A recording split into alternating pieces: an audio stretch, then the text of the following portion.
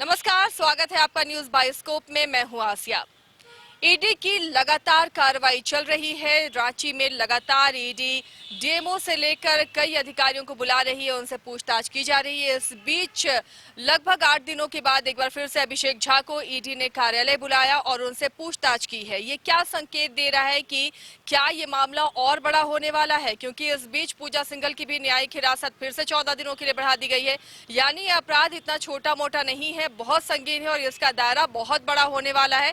शायद यही पता चल रहा है। आज ईडी कार्यालय में हमारी सहयोगी करिश्मा दिन भर रही है, उनसे जानते हैं। करिश्मा, लंबे अरसे के बाद फिर से अभिषेक झा को ईडी ने बुलाया है। ये जो पूछताछ हो रही है, क्या ये इशारा कर रहा है? जी, जिस तरीके से अभिषेक झा लगातार जब पूजा सिंघल और सीए सुमन कुमार ईडी की कस्टडी में थे तो हमेशा देखा जा रहा था कि ईडी कार्यालय के बाहर अभिषेक झा पहुंच रहे थे। हालांकि उन्हें बुलाया जा रहा था ईडी के अधिकारियों की ओर से, लेकिन अगर पिछले 8 दिनों की बात करें तो 8 दिनों से अभिषेक झा ईडी कार्यालय नहीं पहुंच रहे थे। और तमाम जो डीएमओ है या फिर हम बिल्डर्स की बात करें या फिर जो नजदीकी है, कह सकते हैं सत्ता में जो नजदीकी है, प्रेम प्रकाश, उन्हें भी बुलाया जा रहा था। बीच में पंकज मिश्रा को भी बुलाया गया। इस बीच हम लोगों ने कहीं पर भी नहीं देखा कि अभिषेक झा आ रहे हैं। लेकिन तो फिर से जो अभिषेक झा को बुलाया गया, क्या ये कुछ संकेत है? क्या गिरफ्तारी हो सकती है?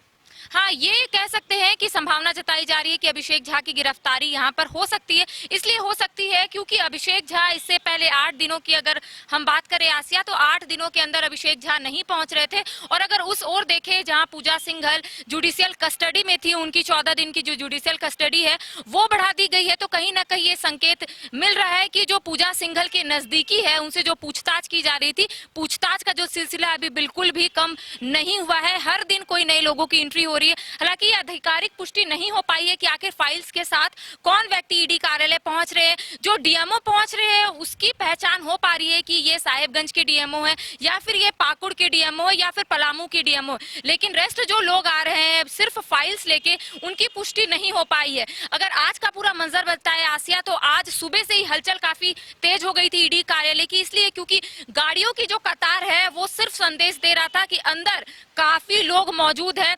ये भी कह सकते हैं कि ईडी की ओर से उन्हें भी समन भेजा जा सकता होगा, तभी तमाम जो लोग हैं फाइल्स के साथ ईडी कार्यालय अंदर पहुंचे और साथ ही साथ अभिषेक झा भी ईडी कार्यालय पहुंचे हैं। तो ये एक आने वाले वक्त में बड़ा खुलासा भी हो सकता है। संभावना जताई जा सकती है कि अभिषेक झा की गिरफ्तारी भी आने वाले समय में हो सकती है। ये सूत्रों की मिली जानकारी के अनुसार हम आपको बता रहे हैं।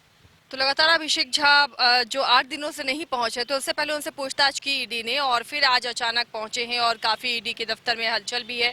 इधर पूजा सिंघल की करिश्मा न्यायिक हिरासत 14 दिनों के लिए बढ़ा दी गई है। यानी अब ऐसा है कि ये दायरा बढ़ता हुआ नजर आ रहा है। सिर्फ पूजा सिंघल तक मामला अब रह नहीं गया है।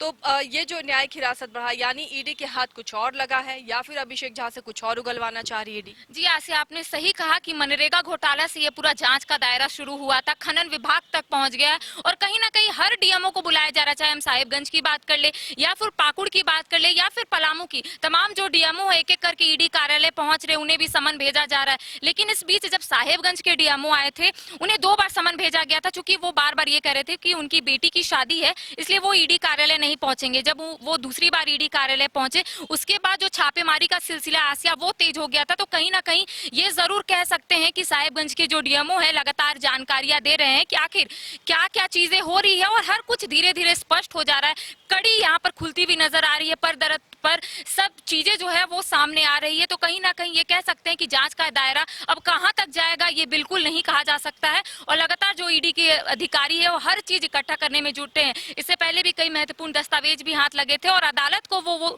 दिखाना चाहते थे। सीलबंद लिफाफे में भी अदालत की ओर से कहा गया था कि आप उसे सीलबंद लिफाफे में भेज दिया जाए।